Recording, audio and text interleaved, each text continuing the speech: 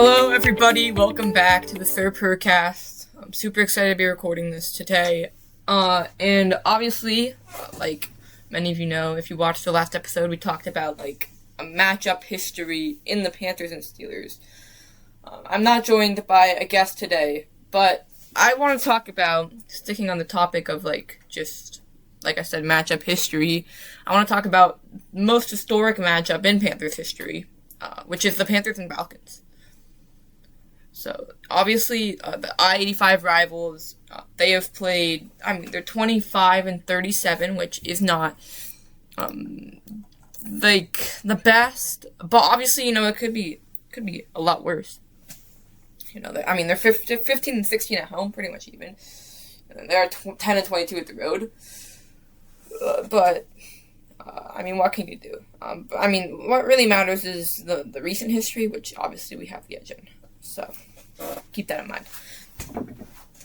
But it's one of the most historic, and in my opinion, it's the most unpredictable rivalry in sports. Not actually from someone who doesn't actually keep in touch with many rivalries, besides this one, who doesn't actually know. The only one I know is that Michigan has owned Ohio State for the past couple of years until the most recent matchup, and then Pittsburgh has owned Baltimore for the past couple of years.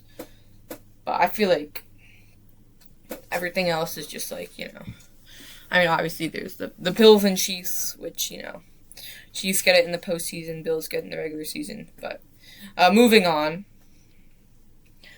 So unpredictable is how I want to describe this rivalry, because right out the gate, they've always been in the same division. Falcons were in the NFC West. I have no idea why it was the NFC West, considering Charlotte is the most far from West you can possibly get.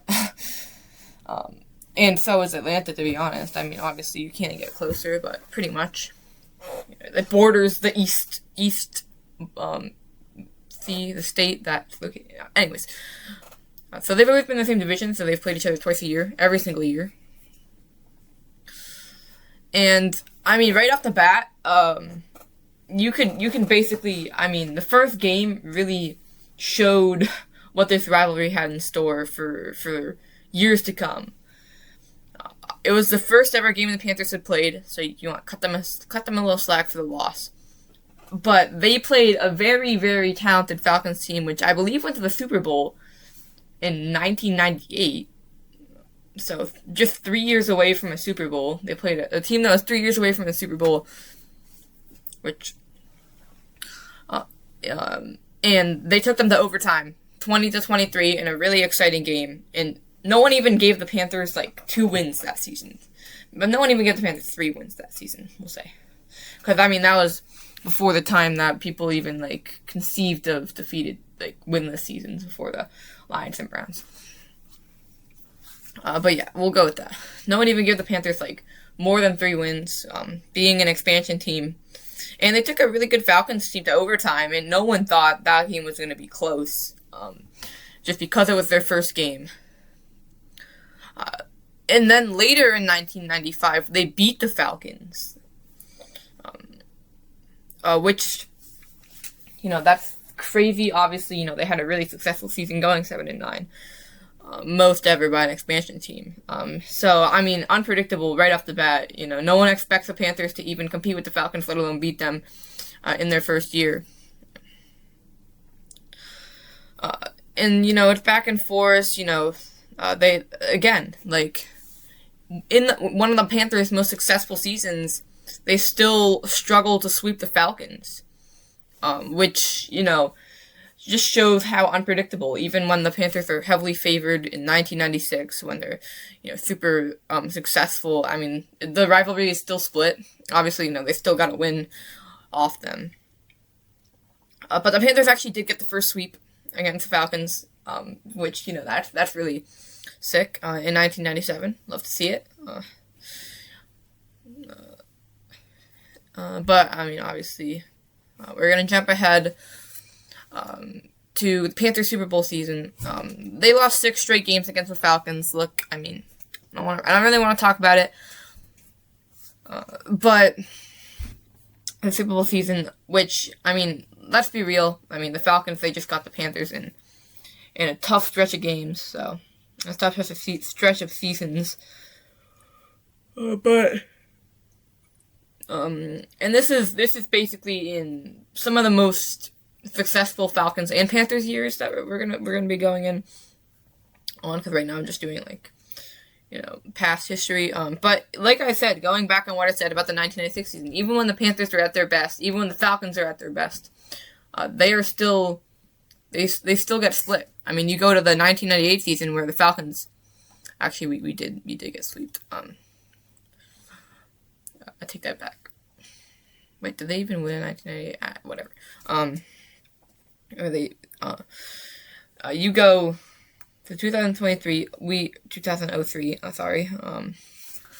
We beat Atlanta, but they still beat us in overtime on the road, in a Sunday night game, so, keep that in mind. There's been 6, I think, primetime games, which actually, there's an error on Panthers.com, in terms of, primetime games listed. Obviously, it shows every other one, but they missed the 2022 game where they won on Thursday night, I believe,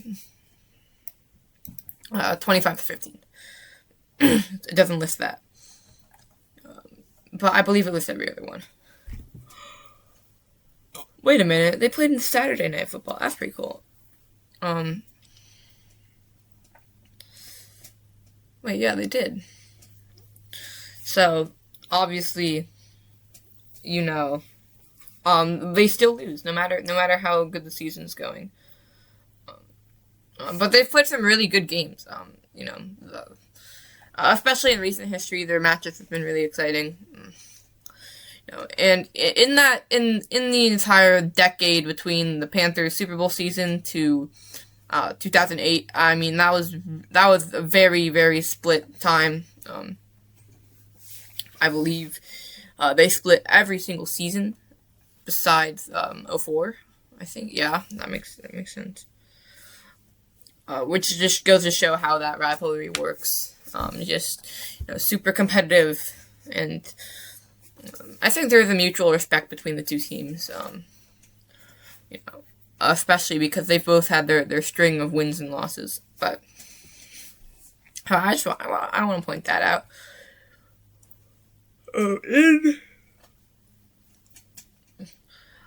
But the Falcons really kind of dominated the early 2010s for sure. And keep in mind, the Panthers haven't swept Atlanta since 1997. But they finally sweep Atlanta in 2013. So, which I believe, there was a period in time where Greg Olsen caught five straight games. Greg Olsen caught a touchdown against Atlanta. I believe it was, I believe it was the 5 straight games that they lost too. So in every game they lost against the Falcons, Greg Olsen caught a touchdown. In some of those games, they only scored a touchdown. 2 of them back to back. Back to back games, they only had like 1 touchdown, and I believe that's a fun little fact. I think I might be wrong about which ones, but there was a period in time where Greg Olsen had 5 straight games with a touchdown. I think it was all the ones they lost, but it could eat over into the one win they had in 2012. And then this area was kind of dominated by Falcons. Obviously, the Panthers, first team in the NFC South to win back-to-back division titles, but not only did they win back-to-back, they won 3 straight division titles. And I mean, this just goes to show how unpredictable the rivalry is. I want to emphasize, I'm going to emphasize another game pretty quickly. But I want to emphasize, they were probably the most important Panthers-Falcons game ever, was the game for the division, which, in 2014, whoever won that game was going to the playoffs. And, obviously it was most likely highly anticipated because, it's very high stakes. And, the Panthers just go into Atlanta and win. I mean, come on. They go into Atlanta and, they don't just win, they dominate the Falcons on all sides of the ball. 2 pick sixes, Roman Harper and Trey Boston. Trey Boston, 84-yard pick six. That was really insane. And, offensively, they were really well, too. I mean, they ended up going to the playoffs. So, that just shows, very highly anticipated game. And the Panthers kind of walk away with that one. And then, 1 year later in 2015, I think everyone watching this knows how unbelievably successful the Panthers were in 2015. They shut out the Falcons 38-0. My fault. 38-0. Ted Ginn, pair of touchdowns. And it's his first shutout the Panthers have had against the Falcons. Not the only. And people, they're undefeated at the time. They remain undefeated until 2 weeks later when they meet again. And in their 15-1 season, the only loss they had was to the Falcons. And no one really expected that. It was kind of a down year for Atlanta. They weren't bad necessarily. But they weren't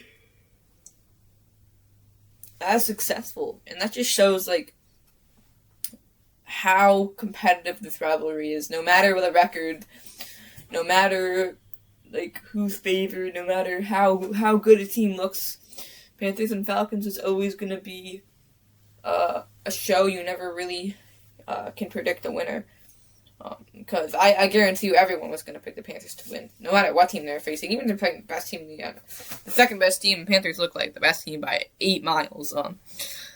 And they end up losing 13-20. But that was a play where Cam Newton had that iconic 3rd and 8 conversion, where he just powered through everyone. And then the back half is kind of dominated by Atlanta until we get to 2020s and beyond, which this stretch of games have been Panthers dominated. They have not been swept by the Falcons since 2019. And they've played in 3 overtime games in the past 4 seasons. So in the early 2020s, they split that Thursday night game. That one hurt. I remember watching that. I remember the Curtis Samuel touchdown pretty well. But that one hurt. It was a tough loss. We still win. We still split them. We won earlier. 2021, we have Stephon Gilmore. He gets a pick. I remember we played on Halloween, I think. Yeah, Halloween. Because I remember, I was super excited, when I was, trick-or-treating, because I was still excited about, the Panthers win. Stephon Gilmore got a pick in that game. I remember, because, I was super hyped that we traded for him, and then he got a pick. He got 2 back-to-back picks against Patriots next week, too. We split them, and then in Atlanta, 2022, this might be actually, it's not. It's the Rams playoff game. Is the thing the most sad loss, just because we were so close. And it was the most sad loss. But I was still super proud. I wasn't upset. I think we played the second best team in the NFL in the Rams. I think they were better than the Patriots. So, I think any other team we would have beaten, besides the Seahawks, in that game. But I'm so proud of that season. But this definitely comes in a very, very close number 2. In terms of watching from home, obviously the 2 saddest were the games I went to, or 3 saddest, I guess, that we lost, just because it would have been really awesome to see them win live 3 more times. But, oh my gosh, I didn't even watch overtime. I was at home watching the game, and I remember, I think I didn't see the full game. I was playing a tackle football game. I was playing tackle football. So I was coming home from that, and I turn the game on. I know we're down. I think I turn it on because I got home from football at a very late time in the game, and I turn it on, and I see the Falcons. I believe I see them kick a field goal to go up 34-28. And I see that, and they have 22 seconds left, something like that. And I'm just, I don't actually, and I'm just like, might as well watch the end of the game. Like, what's the point? I zero hope. I actually, like, I remember, like, just wanting to watch it to see what happens. Because whenever there's a Hail Mary, I'm like, well, there's always a shot. And I remember, like, just, might as well give it a chance. But obviously, I'm still upset because I think we're going to lose. But I have hope. And I see that play, and I don't think it's real. That DJ Moore touchdown might have been, it was the best of the year. It was, that Hail Mary, and then Joey Fly misses the extra point, and I'm very, very disappointed. And I don't even, like, and then I don't even watch overtime, because I'm too nervous. A game that I just got home to watching, that I'm barely even watched, and I'm already too invested. And I'm so invested that I'm so invested that it's making me too nervous to watch the overtime and I don't even find out the score. I was too nervous. I didn't even find out the score until a friend told me the other day, on Monday. And I didn't even know the outcome, and to be honest, I didn't even know. I believed it, but I still wanted to make sure, and it was one of the most heartbreaking. And I found out that we missed another field goal to win the game in overtime after an interception that put us in great position, and it was heartbreaking. And that just shows you, those games are really, really exciting. You never know what you're gonna get. And then 2 weeks later, we win, unveiling the dark helmet for the Laviska Shenault 41-yard rushing touchdown. That was insane. On night game, I know Xavier Woods. Was it Xavier Woods or JC Horn? Wait, let me think about this. Did they both get one? They might have both gotten one. I know, Marcus Mariota had, a really, really god-awful pass. That I just, flung it up there for no reason. It's picked off. 2023, we lose our first game. Bryce Young debut, you gotta cut him a little bit of slack. But this is the Bryce Young era now. And Bryce Young doesn't lose to Falcons. So, week 15, and you can tell, it works both ways. Even when we're winning, but when we're losing, one of our only losses was to the Falcons, which is no matter how bad a team versus how good a team is, it's always going to be exciting. You never know who's going to win, which is my point. And, also Bryce Young kind of helped there too. That was the game I went to. Second best moment of my life. Game-winning field goal, Eddie Pinheiro, in the rain. That game was crazy. I think our ponchos broke. So we were just getting rained on. And my mom actually has a video of my reaction, which I'm not going to play because I wish she got a video of my reaction to the Lathan Ransom interception, but, obviously that's not as predictable as a game-winning field goal because you don't just predict that. But we go to Atlanta on 1-, and then so we finished that. That was a really, really emotional game for me, and that was an awesome game. And then in 2024, we lose our first game. Bryce Young's not starting. I guarantee we would have won if Bryce Young was starting.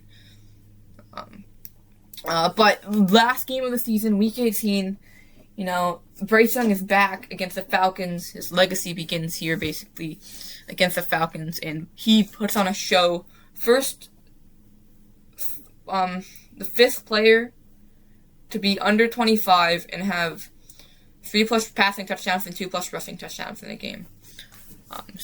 That's insane. That great stat line, 251 yards. The Lamar Jackson, Steph Curry, no-look touchdown, pass to Miles Sanders, and then the overtime finish. We just drive down the field. again, kind of feel bad because, I mean, that was the second time in a row the Falcons had that happen to them. Second week in a row. So I kind of felt bad because the overtime rules also sucked. Because, I mean, those are just, it's just not fair. And then 2025, sweep them for the first time since 2013? Yeah. First time since 2013. I mean, that's crazy. Let me fact check that. Yeah. First time since 2013. I mean, that's crazy. 30-0. What a defensive performance. Shaq Smith-Wade, what a pick six. Bryce Young definitely got the job done in that game. And then Bryce Young put the team on his back, basically, in Week 11. He, threw for 448 yards, team record. And then another overtime finish. Panthers, they very much have dominated these past couple of years. 3 overtime games in the last 4 seasons just goes to show what kind of rivalry this is, especially recently. And, I feel like the Falcons haven't had too many down years in this rivalry, which I think is a good reason why they lead this series, because obviously the Panthers have had a couple, especially early on in their seasons. But obviously during the Falcons' early seasons, the Panthers didn't really exist, so they didn't have that time to get a few wins on them. But my top 5 plays against the Falcons, and this is going to be very, very new-based. So first off, number 1, I mean, I gotta go Eddie Pinheiro game-winning field goal. I mean, I really just can't, because that was the game I went to, like I said, everything else. And then second's going to be Ryan Fitzgerald game-winning field goal. Because 2025. And then third, obviously, it's probably the best play out against the Falcons. It's going to be the DJ Moore touchdown from PJ Walker. I mean, that was such a crazy play. Fourth, I'm going to go Trey Boston, pick 6, 84 yards. And then fifth, Cam Newton, 8-yard conversion on 3rd and 8 against the Falcons in 2015. Crazy play. Thank you so much for watching. Keep pounding. Again, I don't really think I hated on the Falcons too much, besides the fact that I hate them. But I don't mean any hate to the Falcons. A lot of respect for them. Obviously, I dislike them very much. My least favorite team in the NFL. But, I don't want any hate to go to them. Respect for them. Thank you for watching. Keep pounding. See you guys tomorrow.